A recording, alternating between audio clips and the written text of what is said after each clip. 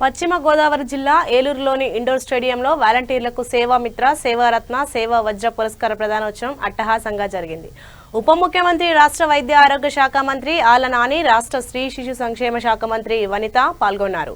ఈ సందర్భంగా వారు మాట్లాడుతూ అర్హులకు సంక్షేమ పథకాలను గడప వద్దకే అందించే బృహత్తర కార్యక్రమంలో నిస్వార్థంగా అలుపెరగకుండా శ్రమిస్తున్న వాలంటీర్ సేవలకు ప్రభుత్వం ఈ పురస్కారాలు అందజేస్తోందన్నారు.